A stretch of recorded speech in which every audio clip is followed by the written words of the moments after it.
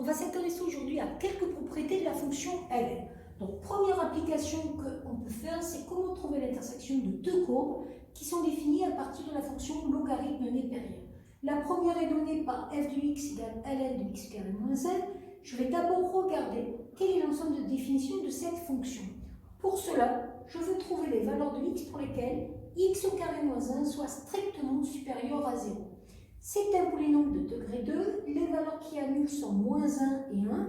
Donc j'ai mis 0 au niveau du tableau de signes.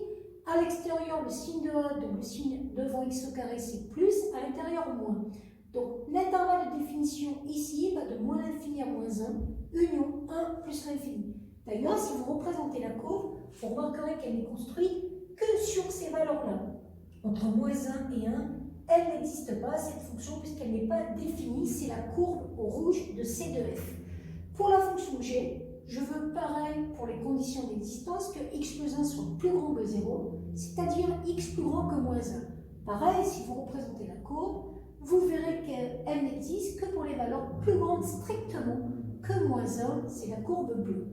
Si je fais l'intersection de ces deux courbes, graphiquement, il semblerait que ces deux courbes se coupent en un seul point, ici pour x égale 2.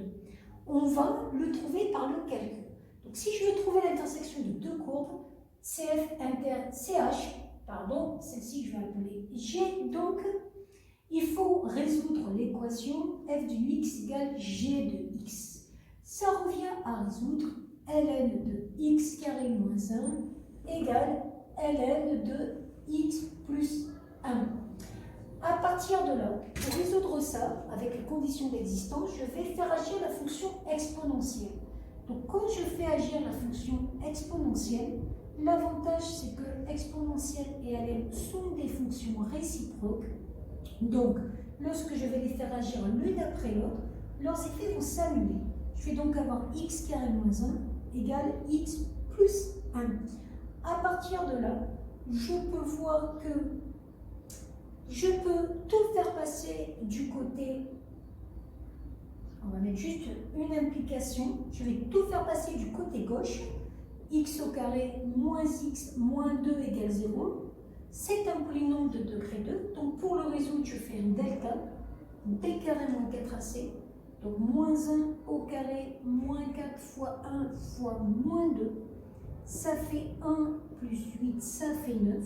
Ce delta est positif, j'ai donc deux solutions, moins b, moins racine de delta sur 2a, donc 1 moins 3 sur 2, ça fait moins 1, et x2, 1 plus 3 sur 2, 4 sur 2 égale 2. Alors vous pourriez vous arrêter là en disant qu'il y a bien deux points d'intersection.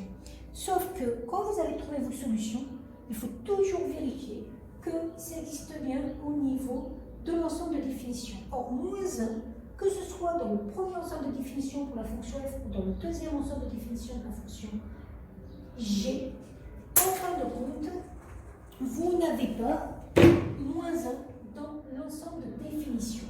Donc ça veut dire concrètement que cette valeur-là ne va pas être possible. Donc il va rester uniquement la valeur x égale 2. Si vous voulez trouver le point d'intersection ici que je vais appeler là A, son abscisse sera 2, son ordonnée sera f de 2, ou identique si vous prenez 2 et g de 2. Voilà pour ce qui est de l'intersection de deux courbes faisant intervenir la fonction ln.